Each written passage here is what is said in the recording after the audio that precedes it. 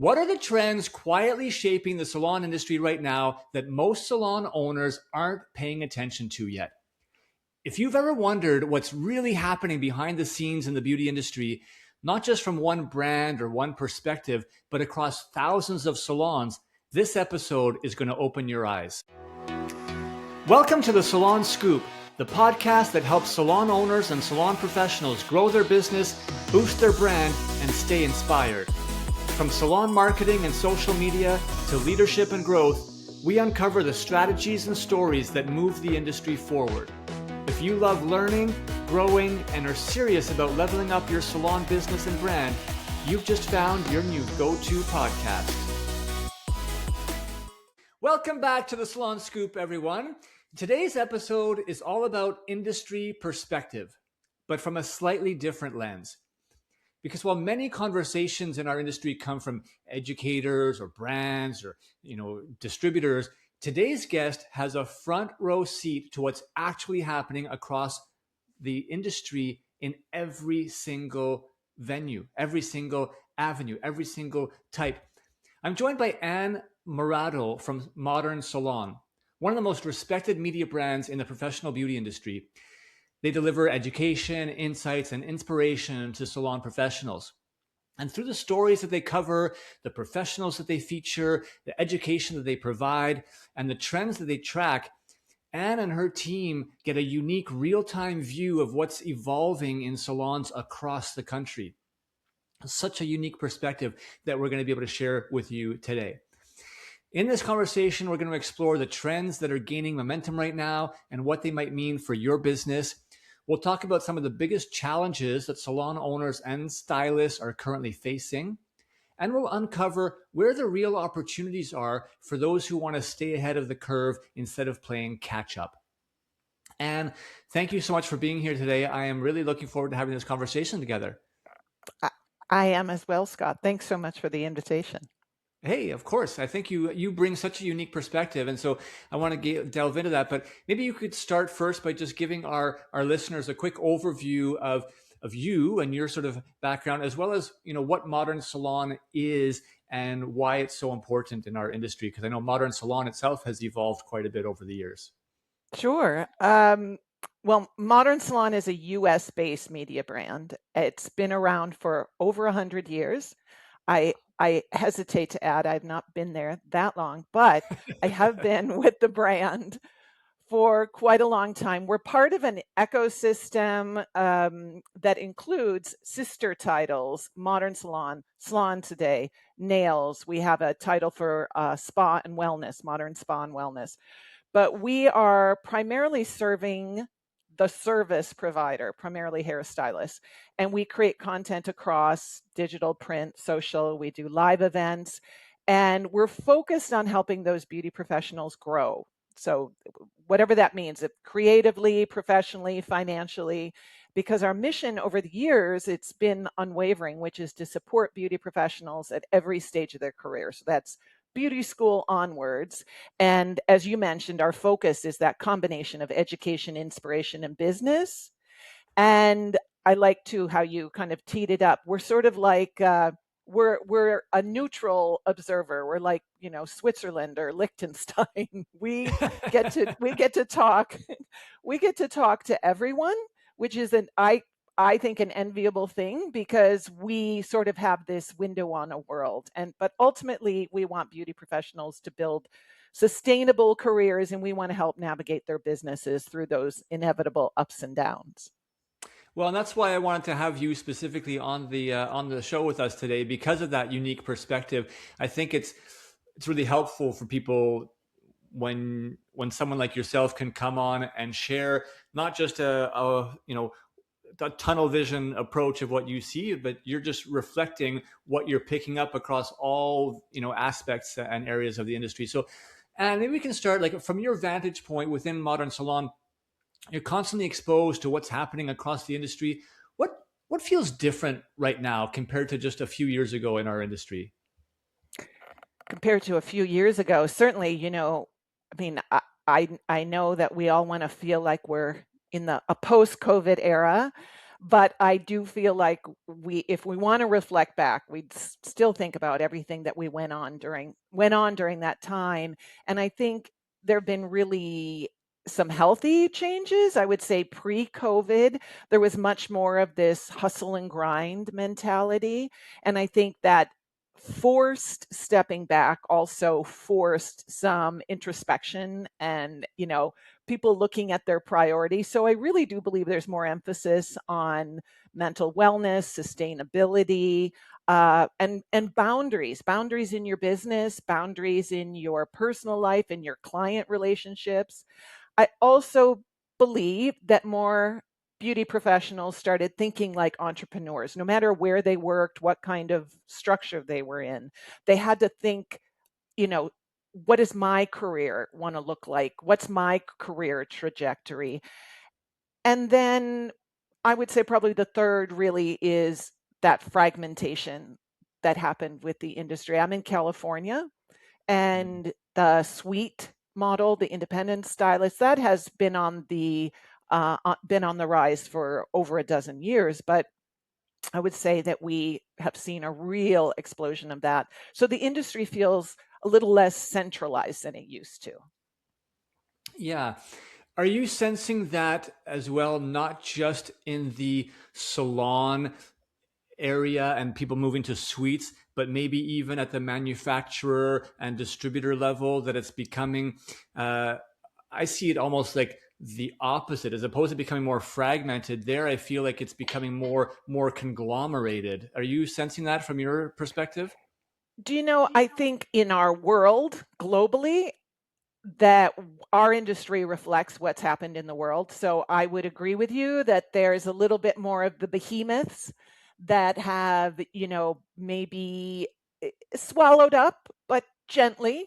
Um, so, yes. And I still think that pushing against that is a desire to feel, you know, to individuate, to not be just a general part of the herd, but to pull out and say and identify yourself with a specific brand, a brand. So I do think that while maybe yes, there's been sort of this swallowing up, I also think that brands, manufacturers have done a really good job of identifying, specifying, and personalizing their brand culture so that attracts salons, that attracts stylists who say, I want to be part of this movement. This is what I vibe with too. Mm. Yeah, I think that's really important. I just found it to be an interesting sort of difference that I can't fully make sense of, because at the top of the chain, like the manufacturers, where the production happens, manufacturers and distributors seem to be becoming fewer and fewer because they're merging and becoming like larger, companies. Whereas at the end of the spectrum, it's kind of getting more and more individualized. We're going from salons that used to have 20 staff, 30 staff, but now more and more fragmentation on your individuals. So you have these big companies at the top, and like individuals that are at the end, like solopreneurs at the bottom. And I find that it's an interesting shift that's happened, and I'm not quite sure how it's going to play out in the end, quite frankly. Well, I do think it's cyclical too. I think that there are people that moved from commission salons into suite salons who then use that as kind of a launching pad to become an owner in a larger salon.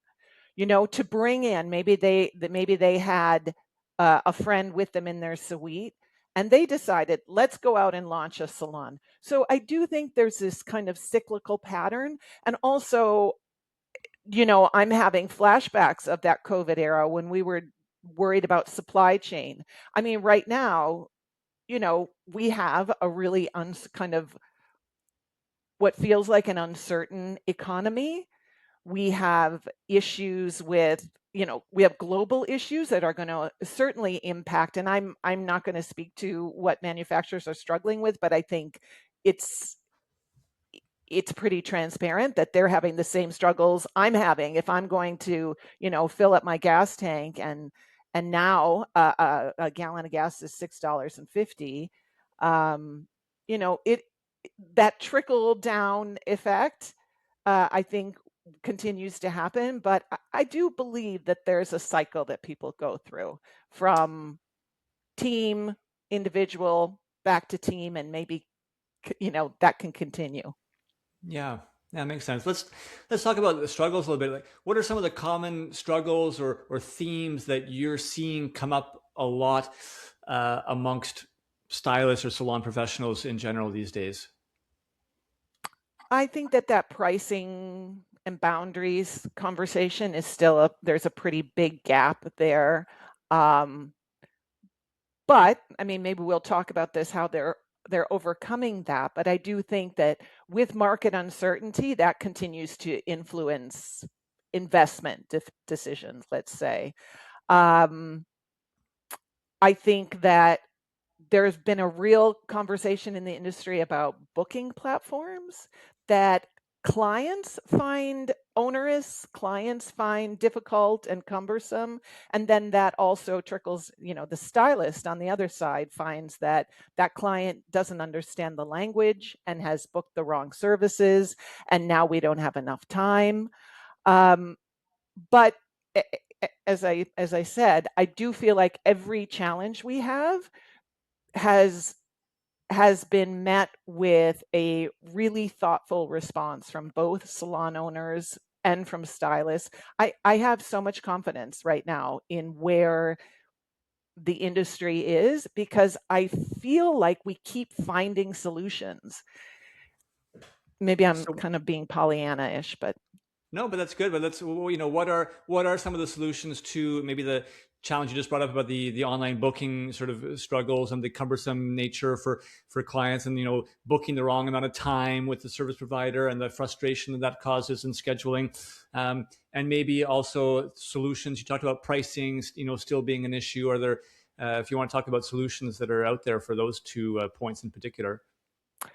well, I would maybe start with pricing. There was, I don't know if you're familiar with the Kim report that Yeah, Salon absolutely. Interactive We puts we did out. a full Yeah. we did a podcast episode in the Oh, fall about them and shared some of the data. If anyone wants to go and listen to that, we shared kind of the 2025 data that came out about industry statistics. A really great program, so it'd be worth checking that out for sure.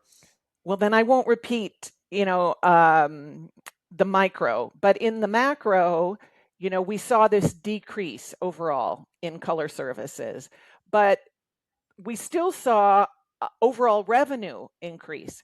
And that is because, again, this ingenuity, I believe, of beauty professionals, they figured out, okay, so if people are coming in less often, then we are going to figure out advanced upsell techniques. I know sometimes people don't like that term, upsell technique, but we're also going to talk about add-on treatments. So I do believe that the challenge of maybe clients, fewer clients in your chair has been balanced out by that ingenuity of, okay, well, um, let's talk differently in our consultation.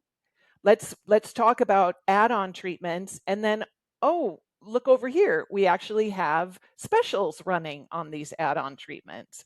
There has been so much, well, technology I think has helped so much with that. um, there is I believe it's from Innovision. They have a technology where retail, so somebody comes into retail, they're looking at a product on a shelf, and meanwhile, there's maybe some videos on loop, but that client picks up that product and it's got a sensor.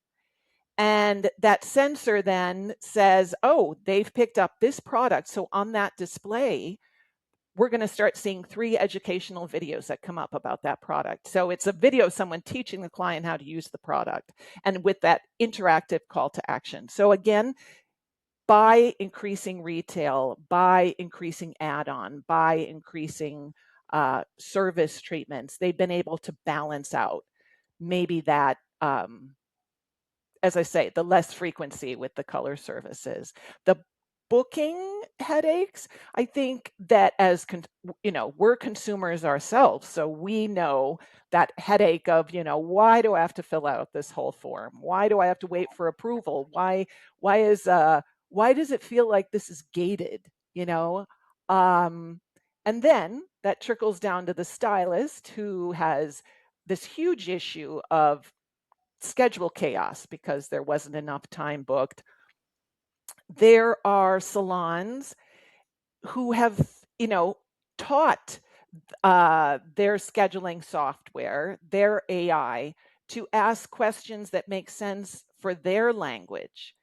So writing software entirely in-house with the idea of that perfect balance between the clients and the stylist needs, I think is, again, this kind of ingenious way to jump over that hurdle. Nice.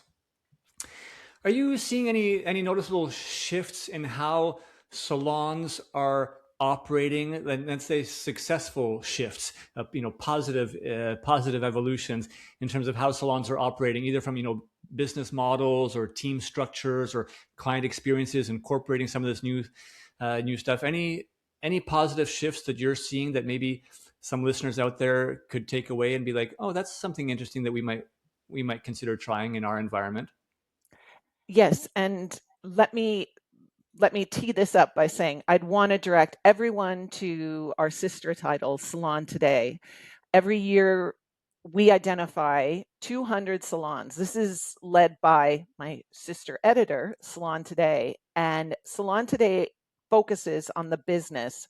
So its audience is owners and managers, and it profiles these salons in different categories, like you mentioned, culture, growth, customer service, and features those salons that are doing things differently, doing things right, that are really forward thinking, so they keep evolving. I'm going to see if I can pull out, I think, in culture, let's say they're really prioritizing team culture and team retention, and that can be your team huddle. You go around and talk about what you're grateful for. um, I believe in education. They're investing in and prioritizing ongoing education, but not just for the service providers, but for themselves. And again, I would, say we have events that Data Driven Salon Summit, which is coming up in May, where you're in the room with these top salon owners and they are sharing strategies, sharing, ideas back and forth. So the ones that I see doing, I hesitate to say doing it right, but that are doing interesting things that are working for them, I would say just continue to evolve and to learn from each other. Nice. Is there anything out there that you feel like the industry is talking a lot about? There's a lot of buzz about it, but maybe it's not being executed very well yet at the salon level? I, I did mention retail earlier, and that's always been this conversation where manufacturers believe that retail is being underleveraged.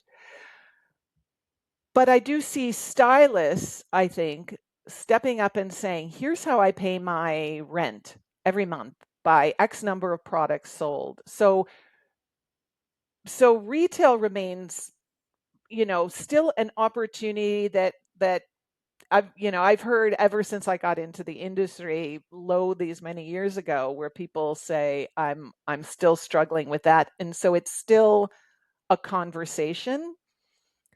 Uh, Client retention, um, client rebooking, but also stylist attraction. Um, I think going back to culture, this is where salons have done a great job of not just sharing, here's the great work that a client would get when they come in here. They're also using their social media to attract potential employees. Because employees, I mean, again, going back to COVID, we saw that before clients stepped into a salon, they it was very helpful for them to have a sense of what they were walking into. Mm. What were the safety protocols? What was the environment like? What was it going to feel like and look like? And I think the same is true for a stylist who's looking at, a salon home. If those salons are using their platforms to show, here's what it's like to work with us, I think they're having a lot of success. And that just has been an ongoing conversation. I hope I didn't lose track of your original question. You No, you said yeah, no, that's things we're talking about in the industry, and those are constants. there's so much going on, and I like this focus on the workforce, specifically, and because the first couple of years after COVID, the number one concern that I was hearing from salons was we need staff. We need staff because so many people had either left the industry or had gone independent that the traditional salons were stuck with all these empty chairs or empty rooms, and they needed to sort of fill them back up with staff. How do you see the actual workforce? Let's not look at these, the suite operators right now, but more, you know, salon professionals who are employees in traditional salons. Are the expectations of those employees changing, and if so, how? And how should salon owners maybe be adapting to those changes? Yes, the expectation changes just, as culturally we are sort of taught what to expect. I see salon owners adapting beautifully by maybe, they're talking to people across the different generations. So they're adapting maybe how someone needs coaching, training differently. I think that works really well. I think salons continue to showcase that real work and real clients using socials as these visual platforms. And I think they continue to create cultures that attract both those employee stylists and attract clients. Um, I think communication, I think that, as I mentioned, across the different generations, that clarity, you've heard that expression, clear is kind. I believe that continues to really drive loyalty. And we haven't talked anything about like branding or brand clarity, but I guess that goes hand in hand with culture too. Um, and expanding retail, using, I mean, I know this could be a whole other topic, but using AI and in thoughtful ways, making tasks easier, recording those team meetings or even meetings with, builders or vendors, and email marketing tools that will send messages to clients to consistently, keep you top of mind. I think those are things that are working well, and smart salons, smart stylists, smart owners continue to use them and leverage them. I like that sort of shift towards technology, and I mean, you're a media company. So, given your background in media, what do you feel that salons, stylists, salon professionals are getting right or wrong today when it comes to incorporating digital into their marketing and their brand presence overall to support their business? Getting right and wrong. I think, I've mentioned a lot of the rights. They are using their social platforms to attract not just clients, but potential employees.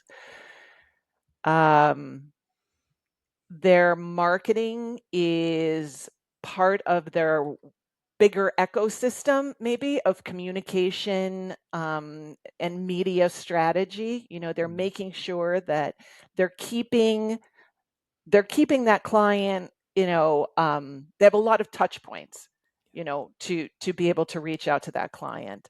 I mean, those kind of systems, I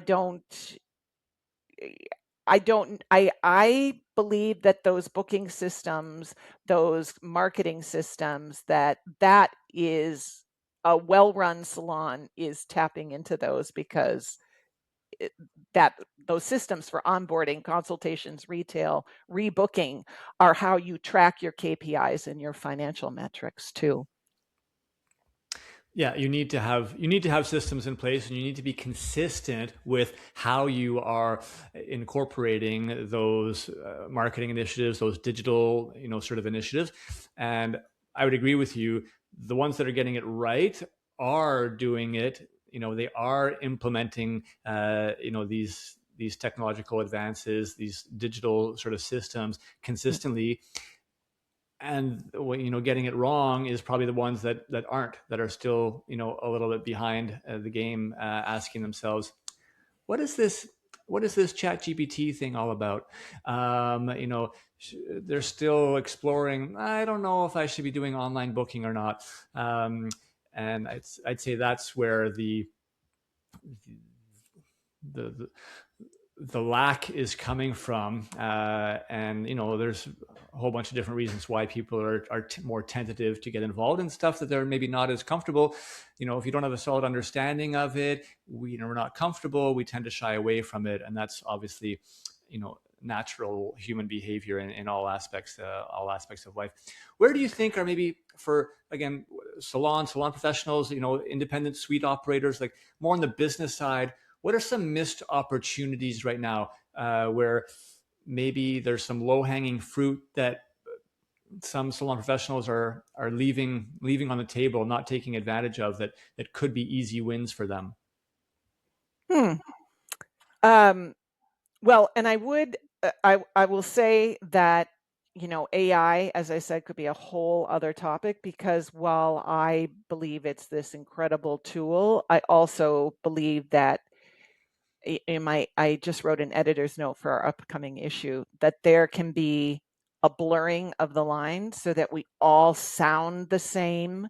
There's this great new app that it's a translation app. I think it's called Karg, and it will translate, into English, Russian, Spanish, French, but also into LinkedIn speak, because we all start to sound, you know, we all use so much of the same structure and pattern, that what I believe, kind of, you mentioned low hanging fruit, is specialization over generalization. And we do see service providers and salons becoming specialized. I'm a curl specialist. I'm a grace blending specialist. I'm a salon that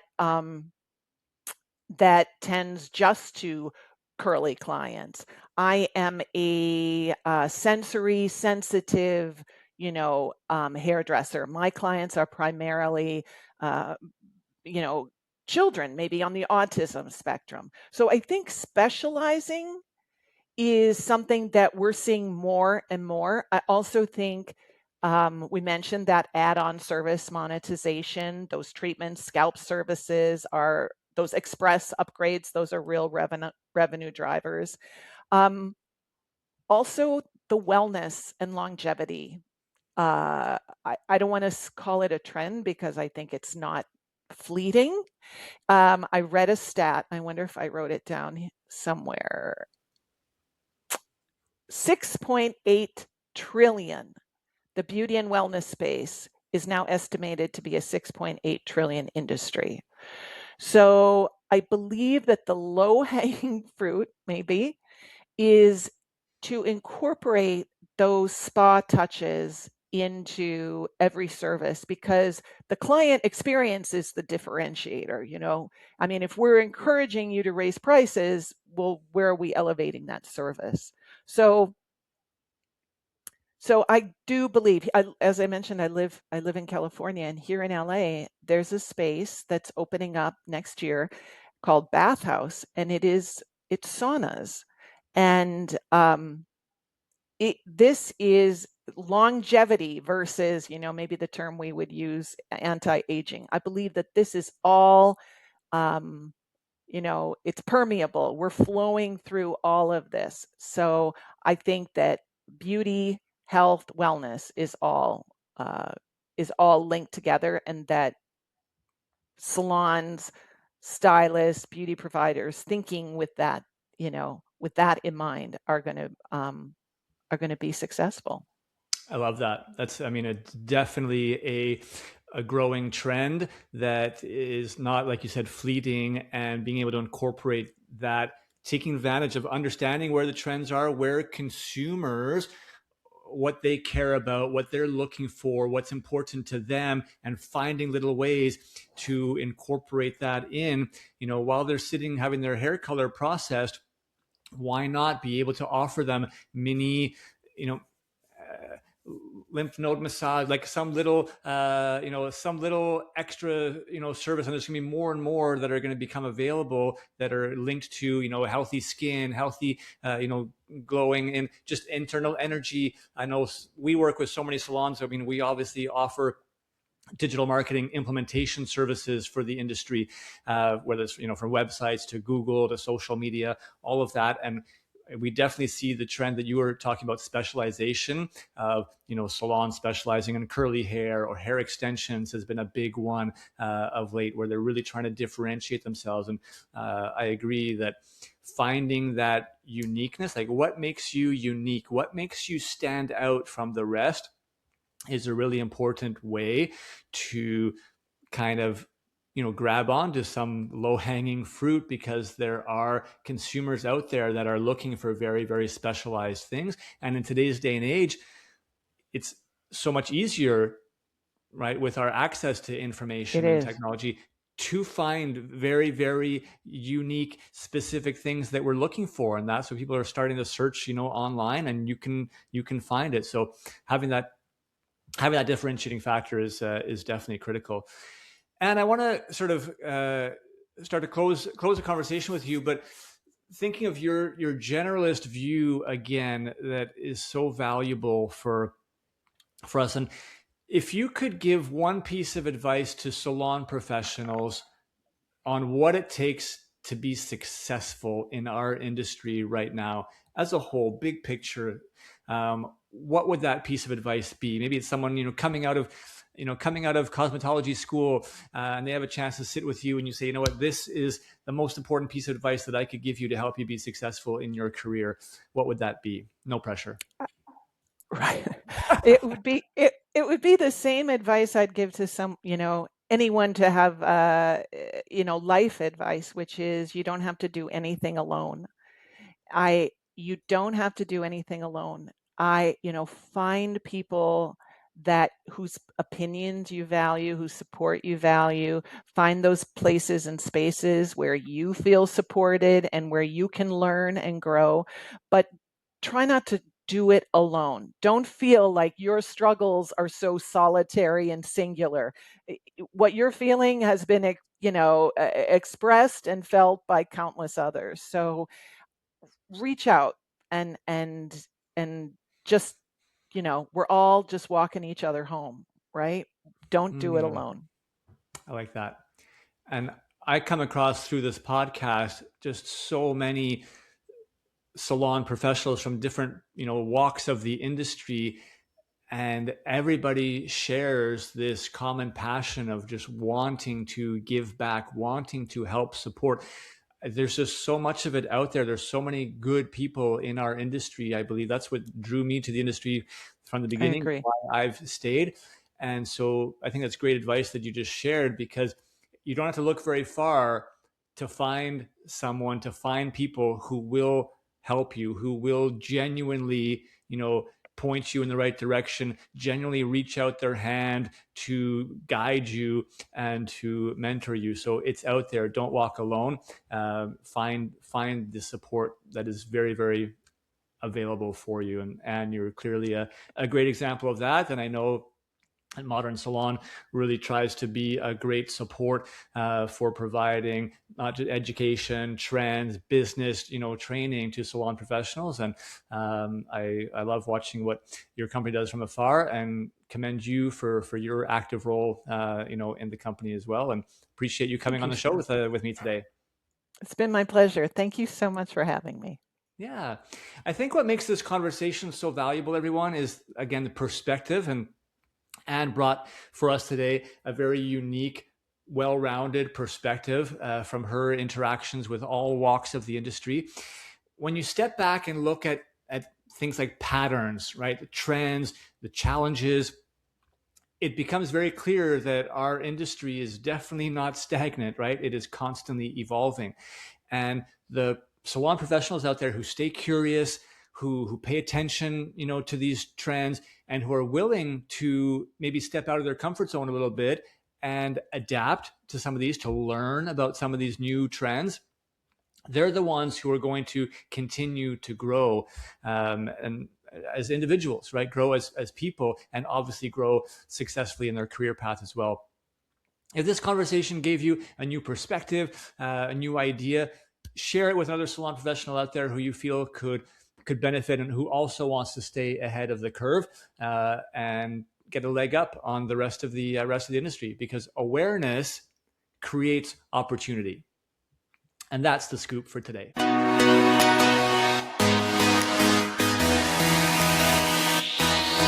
Thank you so much for listening to the Salon Scoop podcast. This show is produced by Salon S.O.S, a digital marketing agency by industry professionals for industry professionals. If you want simple and affordable solutions for any of your salon marketing needs, such as websites, client loyalty, Google search rankings, social media, or more, come visit us at salonsos.ca or on Instagram at salon.s.o.s. If you want to hear more episodes like this and help us continue to bring the industry great content, it would mean so much to us if you would support us in one of the following ways. Either share this episode with one other industry professional, and rate the show on Spotify, or write us a quick review on Apple Music. We want to hear your feedback. If you have follow-up questions or ideas for future episodes, please reach out. DM us on Instagram at salonus.s.o.s or hit us up on our website again at salonsos.ca. Again, thanks so much for listening. Now go get your hustle on, keep smiling, and we'll catch you on our next episode.